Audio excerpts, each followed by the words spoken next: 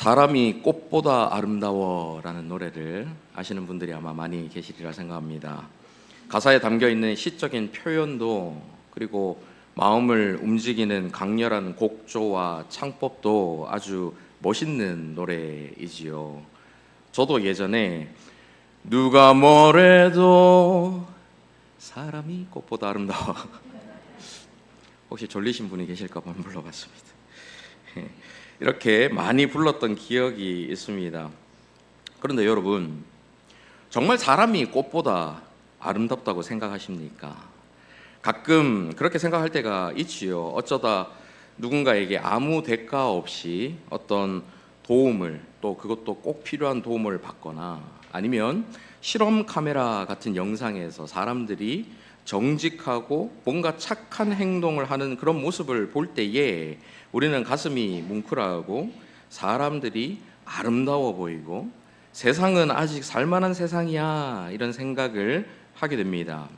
하지만 실제로 우리가 경험하는 보통의 일상, 보통의 현실은 그렇지 않을 때가 훨씬 많다는 것을 잘 알기 때문에 아직 살만한 세상이야 라고 생각하는 그 자체가 요즘 말로 억지로 만들어내는 정신승리에 가깝습니다.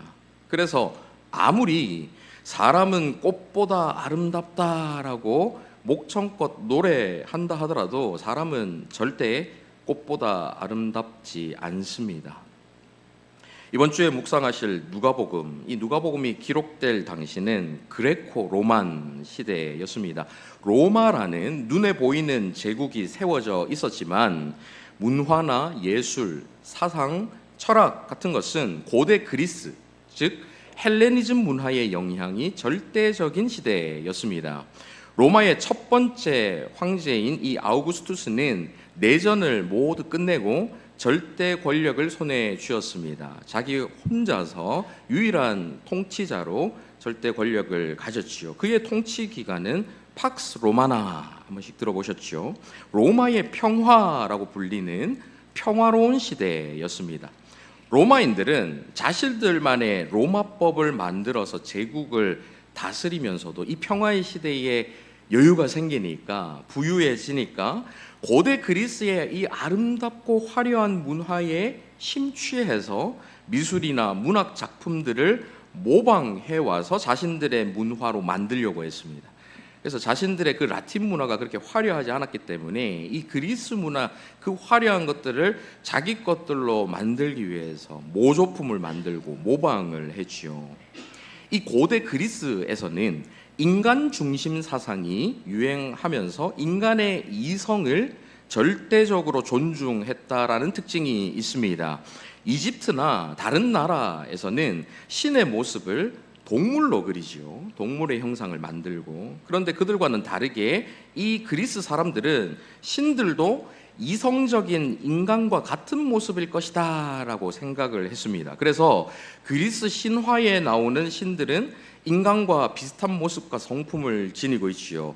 그들이 만든 조각상이나 그들이 만든 미술품 같은 걸 보면 이 신들을 인간과 같은 모습으로 그립니다. 그만큼 인간에 대해서 아주 높게 생각을 했던 것입니다. 그러면서 그들은 지성과 인성 그리고 외모에 있어서 완전한 인간에 대한 이상을 가지고 있었습니다. 그래서 그리스 미술 작품, 특히 밀로의 비너스, 여러분 아마 사진을 보시면 다 아실 건데요. 이 팔이 잘려있는 여신의 조각상이죠. 그 밀로의 비너스나 아니면 승리의 여신 니케 같은 그런 조각상들을 보면 수학적으로 완전한 비율을 철저하게 계산을 해서 아주 완벽한 신체 비율을 가진 인물들로 조각한 것을 알 수가 있습니다. 누가는 수리아의 안디옥에서 태어난 헬라인입니다. 참고로 헬라와 그리스는 같은 뜻입니다. 이 그리스 사람들을 헬라인이라 불렀죠. 그래서 신약 성경의 이 원어인 헬라어는 그리스어를 의미하는 것입니다. 그 시대 서쪽 로마인들은 라틴어를 사용했고 로마 제국에 점령을 당했지만 옛날 그리스가 있었던 이 동쪽 지역에서는 여전히 자신들의 언어인 헬라어를 사용을 했습니다. 그래서 로마 제국에서는 라틴어와 이 헬라어를 공용어로 썼지요. 이 빌라도가 예수님께서 십자가에 달리셨을 때 예수님 머리 위에 명패를 붙이게 하지요. 나사렛 예수 유대인의 왕. 이것을 히브리어, 로마어, 곧 라틴어죠, 헬라어, 이렇게 세 개의 언어로 작성을 해서 명패를 붙인 이유, 그것도 바로 이런 이유입니다. 마태복음이 유대인들을 대상으로 해서 왕으로 오신 예수 그리스도에 대해서 초점을 맞췄다면, 마가복음은 하나님의 아들이신 예수 그리스도께서 섬김의 종으로 이 땅에 오셨음을 강조하며 로마인들을 대상으로 기록을 했습니다. 그리고 이번 주에 묵상하실 누가복음은 로마 제국 안에 이 헬라적인 배경이 있는 사람들, 헬라인들을 대상으로 사람의 아들로서의 완전한 인간, 즉 인자이신 예수 그리스도를 중점적으로 그리고 있습니다.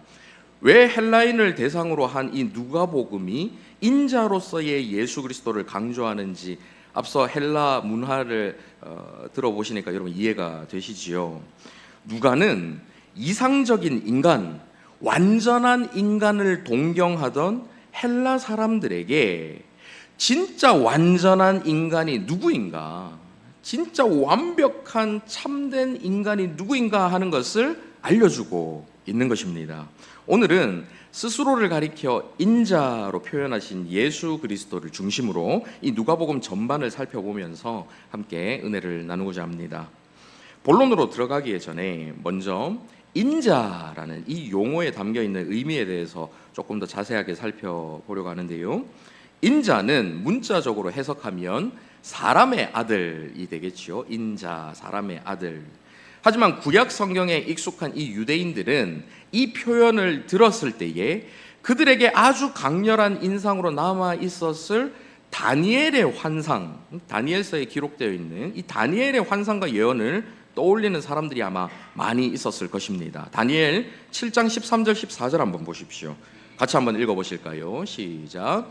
내가 또 밤 환상 중에 보니 인자 같은 이가 하늘 구름을 타고 와서 옛적부터 항상 계신 이에게 나아가 그 앞으로 인도되매 그에게 권세와 영광과 나라를 주고 모든 백성과 나라들과 다른 언어를 말하는 모든 자들이 그를 섬기게 하였으니 그의 권세는 소멸되지 아니하는 영원한 권세요 그의 나라는 멸망하지 아니할 것이니라. 다니엘이 환상 중에 하늘 구름을 타고 와서 하나님 앞으로 나아가는 한 존재를 봅니다. 이 환상 중에 그 존재를 보는데 그 존재가 인자 같은 이, 곧 사람의 아들같이 생겼다라고 묘사하고 있는 것이죠. 쉽게 말하면 다니엘이 지금 이 환상 전에, 그 전에 본 환상에서 괴상하게 생긴 네 짐승을 보거든요. 그 전에 본 환상에서는 짐승 같은 존재를 봤다면 지금 그 다음에 본 이 환상에서는 인자 같은 이 사람 같은 분이 구름을 타고 오는 것을 봤다라는 이런 말입니다. 여기서 인자 같은 이라는 말 자체에 어떤 특별한 의미가 담겨 있는 것은 아니다라는 사실을 알 수가 있지요. 짐승과는 다르게 사람같이 생긴 사람을 봤다. 그 사람 같은 분이 구름을 타고 왔다라고 묘사하는데, 구름을 타고 온 것은 그분이 신적인 존재라는 것을 의미합니다. 성경에서 구름은 하나님의 임재하실 그때에만 등장을 합니다. 그래서 천사가 나타날 때 구름이 등장하지 않습니다. 하나님께서 나타나실 때, 그러니까 하나님의 임재를 상징하는 것이 구름이기 때문에 그때 구름이 등장하는데, 이 인자 같은 이가 구름을 타고 왔다는 것은 그가 하나님과 같은 신적 존재다라는 것을 알려주는 것이죠. 다니엘이 본 인자는 하나님께로부터 모든 권세와 영광과 나라를 부여받고 영원히 멸망하지 않는 나라를 다스리는 절대적인 통치자로 묘사됩니다. 그리고 그분은 괴상한 짐승의 모습으로 묘사되는 모든 악의 존재들을 완전하게 심판하시고 멸망시키시는 심판주로 그려지고 있지요. 이 다니엘 7장 후반부에 보면 그런 모습들이 나옵니다. 복음서에서 인자라는 칭호는 예수님께서 자신 스스로를 가리킬 때 사용하셨던 칭호입니다. 다른 사람을 부를 때 인자라는 용어를 쓰시지 않으셨고, 또 다른 사람이 예수님을 부를 때 인자라고 칭하지도 않았습니다. 오직 예수님께서 자신을 가리켜서 부르실 때만 인자라는 표현을 쓰셨지요. 그런데 이 표현의 원어를 그대로 직역을 하면 그냥 사람의 아들이 아니라 그 사람의 아들이라는 것을 알 수 있습니다. 그라는 단어가 그 앞에 들어가 있지요. 바로 다니엘이 환상 중에 봤던 그 사람의 아들이라는 뜻입니다. 다니엘이 사람의 아들을 봤잖아요. 인자라고 스스로를 가리킬 때 다니엘이 본 바로 그 사람의 아들이다라는 뜻이죠. 따라서 예수님께서 스스로를 가리켜서 인자라고 말씀하신 것의 가장 1차적인 의미는 내가 바로 다니엘이 예언한 그 사람의 아들이다라는 말입니다. 이 칭호를 통해서 예수님께서는 자신이 바로 구약에 예언된 그 메시아고 하나님의 아들이라는 신적인 존재이며 모든 권세와 영광으로 영원한 나라를 다스릴 만왕의 왕이시고 최후 심판을 행하실 심판주이심을 스스로 나타내고 있는 것이죠.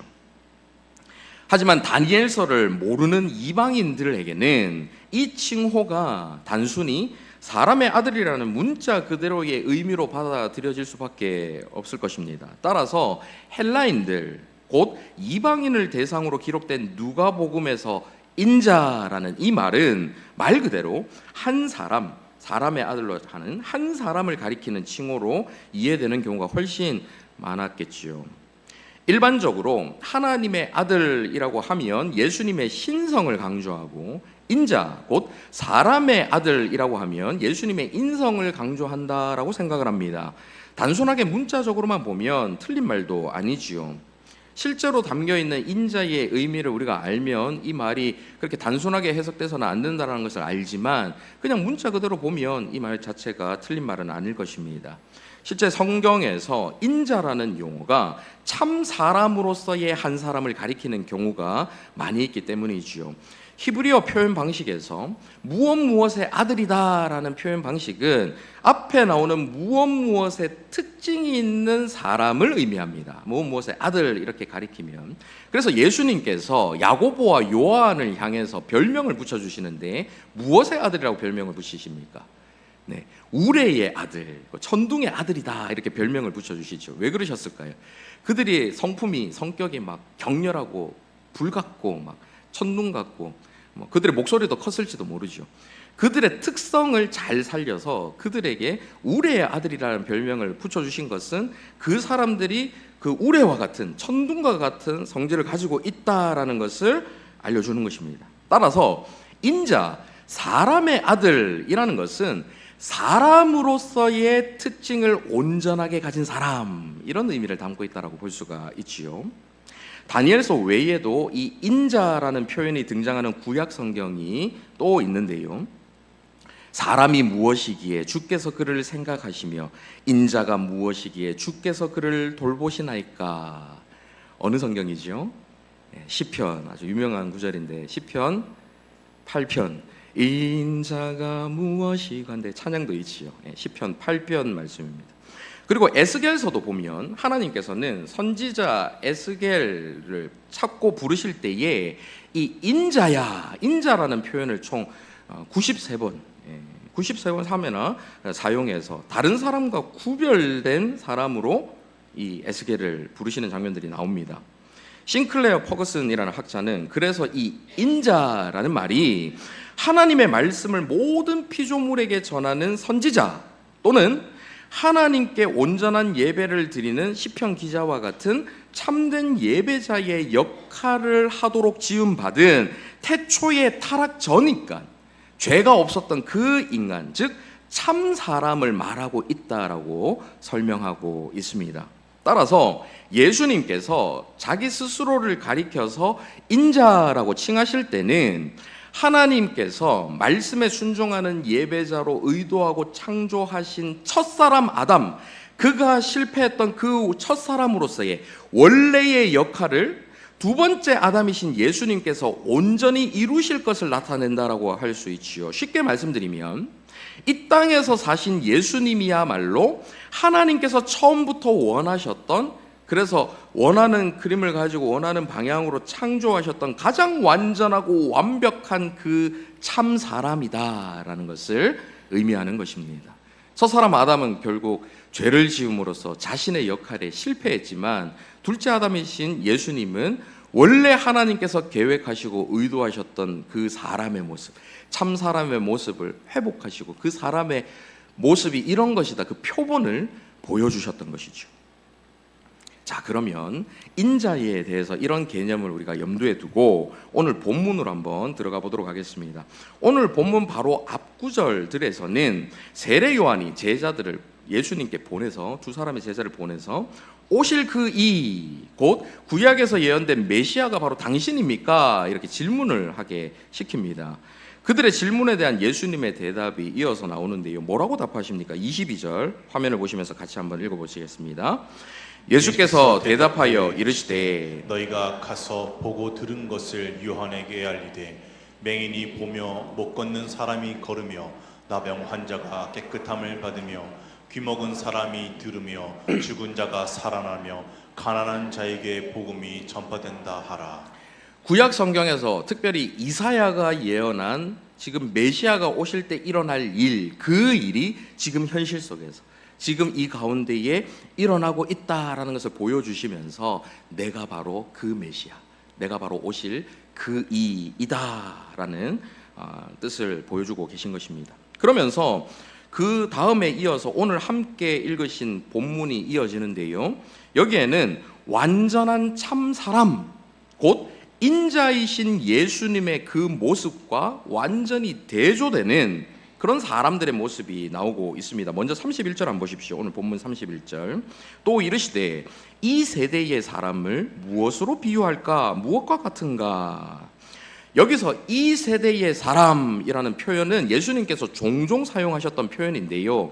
주로 예수님께서 어떻게 쓰셨는지 한번 보면 좋겠습니다. 마태복음 17장 17절 한번 보십시오. 예수께서 대답하여 이르시되 믿음이 없고 패역한 세대여. 이 세대의 사람에 대해서 예수님은 믿음이 없고 패역한 세대다 이렇게 표현하시죠. 내가 얼마나 너희와 함께 있으며 얼마나 너희에게 참으리요. 믿음이 없고 패역한 세대 이렇게 사용하고 계십니다. 마가복음 8장 38절도 한번 보십시오. 누구든지 이 음란하고 죄 많은 세대에서 나와 내 말을 부끄러워하면 인자도 아버지의 영광으로 거룩한 천사들과 함께 올 때에 그 사람을 부끄러워하리라. 여기에도 인자가 나오고 이 세대에 대해서 설명하는데 뭐라고 예수님께서 말씀하십니까? 음란하고 죄 많은 세대 이렇게 말씀하시죠. 예수님께서는 이 세대 또는 이 세대의 사람이라고 표현하실 때 그 말을 대부분 이렇게 부정적인 의미로 사용을 하셨습니다. 오늘 본문에서도 부정적인 의미가 담겨 있는 비유로 이 세대의 사람들에 대해서 설명을 하고 계십니다. 뭐라고 하시는지 본문 32절 같이 한번 읽어보실까요? 시작. 비유하건대 아이들이 장터에 앉아 서로 불러 이르되 우리가 너희를 향하여 피리를 불어도 너희가 춤추지 않고 우리가 곡하여도 너희가 울지 아니하였다 함과 같도다. 어린 아이들이 장터, 놀이터에 함께 모여서 결혼식 놀이를 하고 장례식 놀이를 하는 거예요. 그 당시 이스라엘 풍습에 보면 이 결혼식 때 피리를 불면 주로 남자들이 막 이렇게 나와가지고 춤을 췄습니다.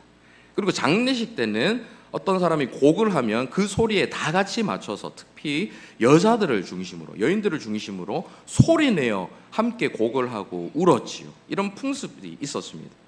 그런데 지금 그런 결혼식 놀이를 하고 장례식 놀이를 하고 있는데 아이들의 이 놀이에서 피리를 불었는데도 춤춰야 하는 그 역할을 하는 아이들이 춤을 추지 않는 거예요. 곡을 하는데 한쪽에서 함께 울어야 하는 그 아이들이 울지 않았다. 이런 비유를 하시는 것입니다. 이 비유에 담겨 있는 예수님의 의도는 그 앞에 나오는 이 세례 요한이 회개를 선포하고 하나님의 심판에 대해 외치면 사람들이 그 말씀을 듣고 슬퍼하며 회개해야 하는데 전혀 그렇지 않았다라는 거예요. 구약에서 예언된 메시아 곧 예수 그리스도께서 오셔서 하나님 나라 복음을 전파하시면 그 복된 소식을 듣고 기뻐해야 하는데 사람들이 전혀 그러지 않았다라는 것입니다. 그 사람들을 향해서 책망의 의미를 담아 이 비유를 말씀하고 계신 것이죠. 그렇게 하나님의 뜻에는 무관심하고 불순종하고 배척하는 그 세대의 사람들이 공정한 기준도 잣대도 없이 금욕적인 생활을 하는 세례 요한, 금식하고 화려한 옷을 입지 않고 부자들이 초청해도 가지 않고 이 세례 요한에 대해서는 귀신이 들렸다. 그 당시 유대인에게는 가장 모욕적인 그 말로 세례 요한을 비난합니다. 세례 요한과는 다르게 사람들과 먹고 마시는 예수님을 향해서는 먹기를 탐하고 포도주를 즐기는 사람이다. 그러면서 세리와 죄인의 친구다 이렇게 비난하죠. 똑같이 죄인이다 이렇게 비난을 하는 것입니다. 전형적인 믿음이 없고 패역한 세대, 음란하고 죄 많은 악한 세대의 모습을 보여주고 있는 것이죠. 이게 바로 인자하고 대조되는 이 세대 사람들의 모습이었습니다. 그런데 이 모습이 단순히 예수님 시대의 세대에만 적용되는 모습일까요? 저와 여러분이 살아가고 있는 지금 이 세대의 사람들은 어떻습니까? 역시 마찬가지 모습 아닙니까? 오늘 이 세대의 사람들도 피리를 불어도 춤추지 않습니다. 곡을 해도 함께 울지 않습니다. 복음을 전하고 예수 그리스도를 전해도 아무런 반응을 하지 않습니다. 영원한 하나님 나라, 영광스러운 그 첫 창조의 회복, 가장 선하신 하나님의 뜻, 이런 것들을 전해도 이런 당장 그들이 생각하기에 돈도 안 되고 별로 와닿지도 않는 비현실적인 이야기에는 아무 관심이 없는 것이죠. 좀비와 같이 영적으로 죽은 상태이다. 반드시 임하게 될 최후 심판에 대해서 전해도 생명과 행복의 근원이신 하나님과 단절된 지옥의 고통이 얼마나 극심한 것인지를 들어도 그들은 가슴을 찢고 애통하며 회개하지 않고 그저 무관심의 반응을 보입니다. 그러면서 기독교는 너무 편협해, 너무 독단적이야, 자기들만 진리라고 우기잖아 하면서 비난하죠. 기독교는 과학적 사실을 부정하는 무식한 종교야, 사랑을 외치면서도 동성애자들을 품지 못하는 위선적인 종교야, 이렇게 비난을 합니다. 하지만 그렇게 비난하는 이 세대 사람들의 일상 삶을 한번 보십시오. 그들의 본 모습을 한번 보십시오. 뉴스를 보면 온통 전쟁, 살인, 사기, 각종 범죄에 대한 이야기들이 매일마다 넘쳐납니다. 제가 어제도 이 문구를 쓰기 위해서 포털 사이트에 그 뉴스 제목들만 이렇게 보니까 전부 전쟁에 대한 기사, 살인 사건 일어난 기사, 제목만 봐도 전부 그런 기사들로 뒤덮여 있더라고요. 이런 일들이 뉴스 속 특정 사람들만 그렇습니까? 우리 주변에 있는 사람들은 어떻습니까? 탐욕에 빠져서 수단과 방법을 가리지 않는 부정직한 사람들, 자기밖에 모르는 이기적인 사람들, 교만하고 분별력 없고 음란하고 방탕하고 시기와 질투, 미움과 증오, 분노, 위선, 나태, 무절제, 불순종, 어긋난 자기 사랑과 삐뚤어진 자기 연민에 빠져 있는 사람들, 우리 주변에 얼마나 많이 있습니까? 우리 주변에서 어렵지 않게 떠올릴 수 있지 않습니까? 그런데도 사람이 꽃보다 아름답다 이렇게 노래할 수 있을까요? 저는 사람에 대해서 점점 더 깊이 알아가면서 그 노래 절대 다시 못 부를 것 같습니다. 사람은 결코 하나님의 뜻 그대로 순종해서 피고 지는, 하나님께서 뜻하시는 바대로 그대로 순종해서 피고 지는 이 꽃보다 아름다울 수가 없기 때문입니다.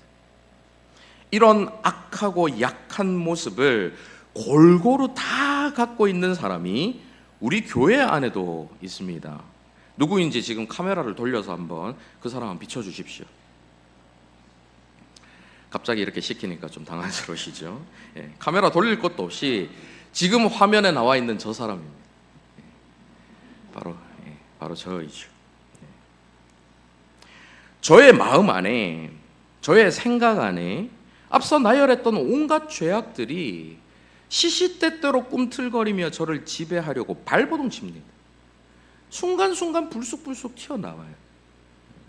악한 생각들, 악한 마음들, 전혀 아름답지 않는, 아름다움이라고는 찾아볼 수 없는 제 안에 가득한 죄성을 마주할 때마다 본래의 아름다움을 간직한 완전한 참 사람이 너무나도 그리워집니다.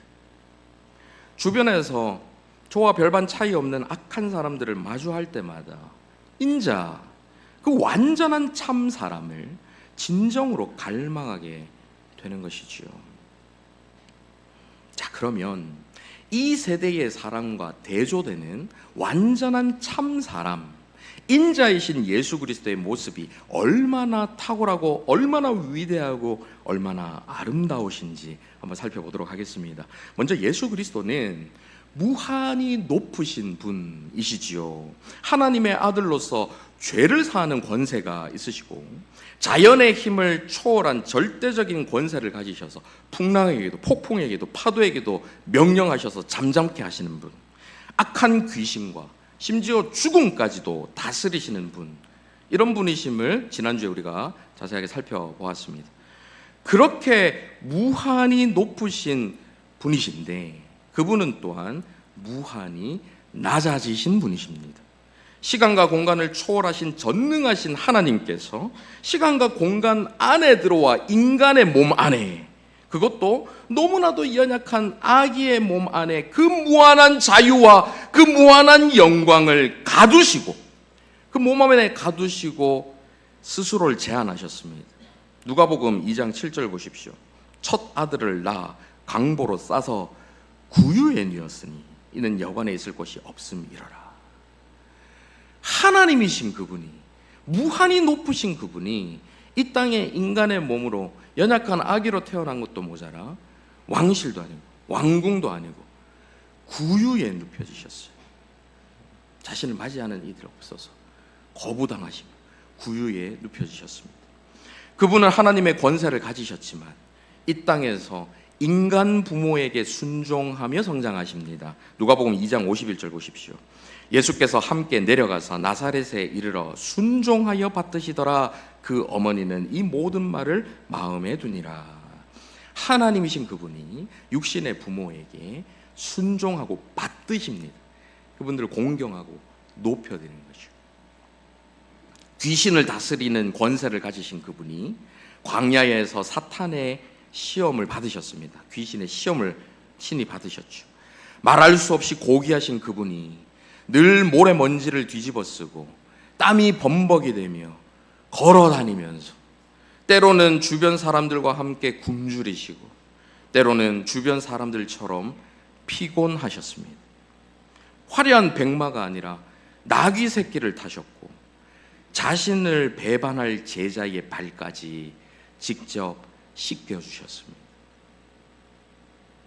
무한히 낮아지신 그분은 무한한 은혜와 자비와 긍휼을 보여주셨습니다. 특별히 이 누가복음, 이번 주에 여러분들 묵상해 보시면 종종 발견하게 되실 건데 이 누가복음에는 이런 장면들이 특별히 많이 묘사됩니다. 어떤 장면이냐면 예수님께서 귀신 들린 자, 문둥병자, 중풍병자, 세리, 창녀, 장애인, 이방인, 여인들, 어린 아이들, 가난한 사람들, 멸시받는 사람들, 외로운 사람들, 고통받는 사람들, 소외된 사람들, 그런 사람들을 찾아다니면서 그들을 만나주시고 위로하시고 용서하시고 싸매어 고쳐주셨지요. 그분은 무한한 순종과 희생으로 우리를 향한 하나님 아버지의 사랑을 확증해 주셨습니다. 자신의 뜻이 아니라 아버지의 뜻을 이루시기 위해서 십자가 위에서 극심한 고난, 수치와 모욕, 미움과 증오, 거절과 배신, 멸시와 비난, 외로움과 버림받음, 티끌만큼도 마주하기 싫은 죄를 온몸에 다 뒤집어 쓰시고 영원 전부터 단 한순간도 겪어보지 않은 사랑하는 아버지와의 단절이라는 그 지옥의 고통을 모두 감내하셨습니다. 그분은 무한히 선하시고 무한히 의로우시고 무한히 온유하시고 무한히 겸손하시고 무한히 지혜롭고 순결하고 사랑스럽고 영광스러운 진정으로 꽃보다 아름다운 참 사람의 모습이 어떤 것인지를 그분의 전 생애를 통해서 보여주셨습니다. 그래서 우리는 앞서 그분을 이렇게 노래했지요. 내 진정 사모하니 친구가 되시는 구주 예수님은 아름다워라. 산 밑에 백합화요 빛나는 새벽별 주님 형언할 길 아주 없도다. 다 같이 한번 불러볼까요? 내 마음이 아플 적에 큰 위로 되시며 나 외로울 때 좋은 친구라. 주는 저 산 밑에 백합 빛나는 새벽별 이 땅 위에 비길 것이 없도다. 주는 저 산 밑에 백합 빛나는 새벽별 이 땅 위에 비길 것이 없는 무한히 아름다운 분이시죠. 우리는 항상 그분을 과소평가합니다. 그분에 대한 과대평가는 있을 수가 없습니다. 무한히 높으시고 무한히 위대하신 무한히 탁월하신 그분을 우리는 도저히 과대평가할 수가 없어요. 반대로 항상 과소평가합니다. 내가 알고 있는 한두 가지 가지고 그분에 대해서 평가하죠.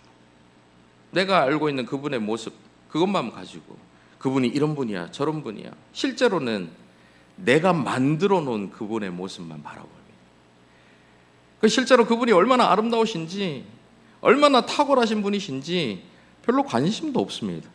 평생을 찾고 또 찾아도 그분의 아름다움은 다 찾을 수 없도록 무한한 아름다움인데 그 아름다움을 찾아보려는 관심이 별로 없지요. 그러니 내가 알고 있는 만큼만 그분을 바라보니 그렇게 사랑스럽지 않은 거예요.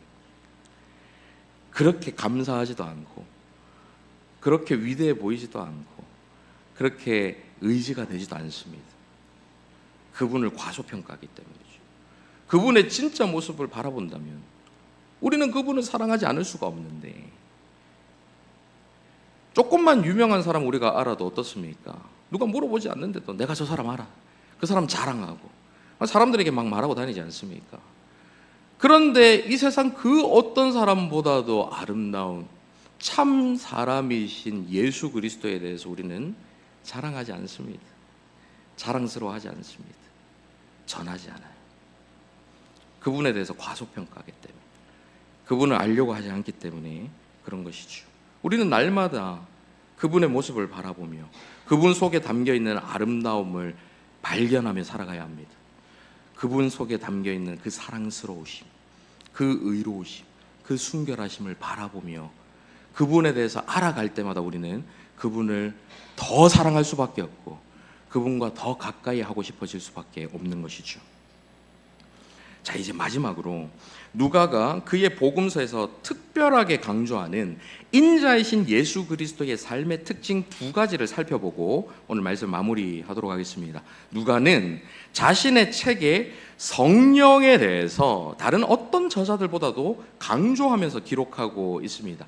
누가가 예수님의 모습을 통해서 강조하는 두 가지 중에 첫 번째는 바로 성령이지요. 마태복음에 이 성령이라는 단어가 한 11번 정도 나오고 마가복음에는 6번 정도 언급하는 것과는 다르게 이 누가복음에서는 17번, 그리고 누가가 누가복음 다음에 이어서 쓴 후편에 속하는 책, 무슨 책이죠? 사도행전이죠. 이 누가는 두 권의 책을 썼거든요. 누가복음이 전편이라면 사도행전은 후편인데 이 사도행전에는 성령이라는 언급이 50번 이상 나옵니다. 완전한 참 사람이 되기 위해서는 성령님의 역사가 필요하다라는 것을 보여주고 있는 것이죠. 누가가 예수 그리스도의 삶에서 강조한 또 다른 한 가지, 두 번째는 바로 기도입니다. 복음서 기자들 중에 누가만이 예수님께서 세례를 받고 기도하실 때에 성령이 임했다라고 기록합니다. 누가복음 3장 21절 22절 한번 보십시오. 백성이 다 세례를 받을세 예수도 세례를 받으시고 언제 하늘이 열린다고요? 기도하실 때 하늘이 열리며 성령이 비둘기 같은 형체로 그의 위에 강림하시더니 하늘로부터 소리가 나기를 너는 내 사랑하는 아들이라 내가 너를 기뻐하노라 하시니라. 이 놀라운 역사가 예수님께서 기도하실 때 나타나는 것을 볼 수가 있습니다. 예수님은 문둥병자를 고치신 후에 한적한 곳으로 물러가셔서 기도를 하셨습니다. 누가복음 5장에 나오죠. 6장에 보면 12제자를 선택하기에 앞서서 산에 올라가셔서 밤이 새도록 기도하십니다. 12명의 제자를 그냥 선택하지 않으시고 그 놀라운 무한한 지혜를 가지신 분이 밤이 새도록 기도를 하신 후에 제자를 선택하세요.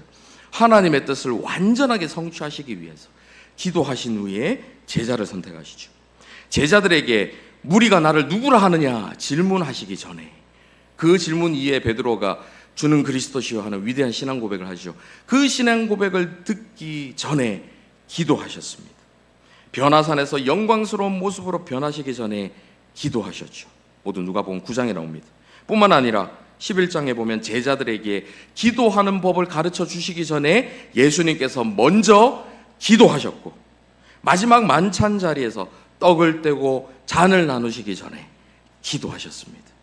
그리고 잡히시기 전에도 기도하셨고 심지어 십자가 위에서도 기도하셨죠. 이러한 누가의 기록을 통해서 우리가 알 수 있는 것이 무엇입니까? 완전한 참 사람은 성령의 사람이고 기도의 사람이다라는 것을 알 수가 있지요.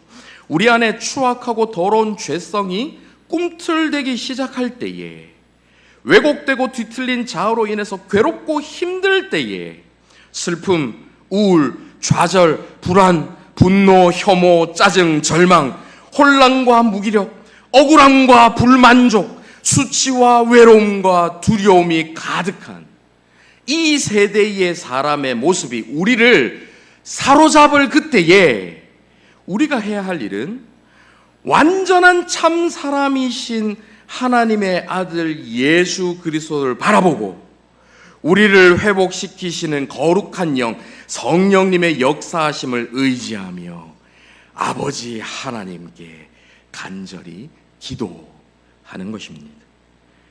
그런 측면에서 이번 주 금요일 저녁부터 시작되는 특별 금요 영성기도에 여러분 꼭 참석하시기를 바랍니다. 주님께서 친히 가르쳐 주신 기도, 이 기도를 함께 살펴보면서 우리가 어떻게 기도해야 하는가, 너희는 이렇게 기도하라, 그 가르침을 깨닫고 다 함께 기도하는 시간을 가지도록 하겠습니다. 이제 말씀 맺겠습니다. 참 사람, 그 참 사람이 정말 그리운 시대입니다.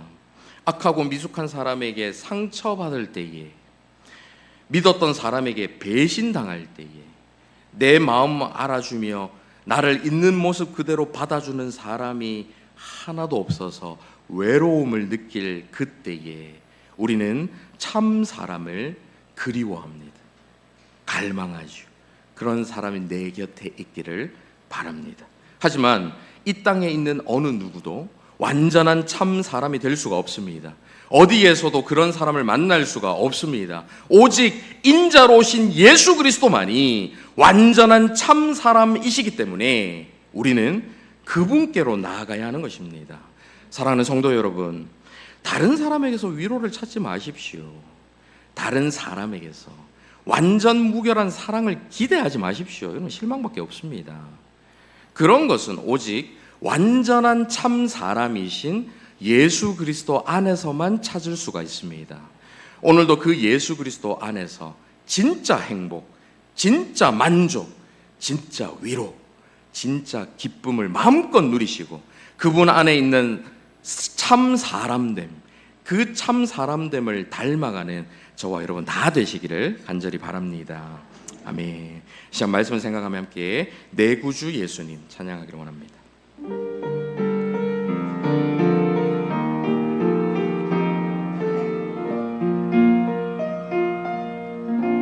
내 구주 예수님 주 같은 분 없네. 내 내 평생에 찬양하리 놀라운 주의 사랑을.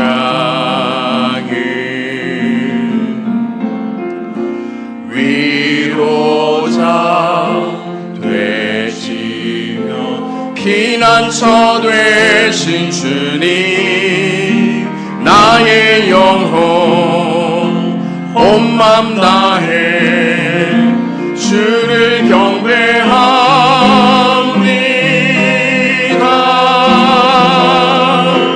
온 땅이여 주님께 외쳐라.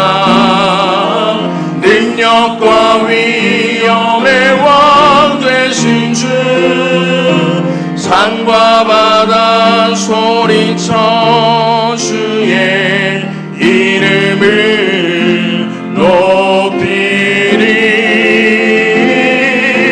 주 행하를 기뻐 노래하며 영원히 주님을 사랑하리라. 신실하신 주의 약속 나 받았네. 다시 처음부터 고백하도록 하겠습니다. 내 구주 예수님, 내 구주 주 같은 분 없네, 주 같은 분 없네. 내 평생에 찬양하리 놀라운 주의 사랑, 그 무한한 주의 사랑을 찬양하기를 원합니다. 우리의 유일한 위로자 되시며 전능하셔서 우리의 피난처 되신 주님, 나의 영혼 온 마음을 다하여 참 사람이신 그분, 그 아름다우신 주님을 경배합니다. 온 땅이여 주님께 외쳐라. 무한한 능력, 무한한 위엄, 능력과 위엄의 왕 되신 주, 산과 바다 소리쳐 아름다우신 이름, 그 탁월하신 주의 이름을 높이리. 우리를 향하여 행하신 주 행하신 일 기뻐 노래하며 영원히 주님을 사랑하리라. 신실하신 주의 약속 나 받았네.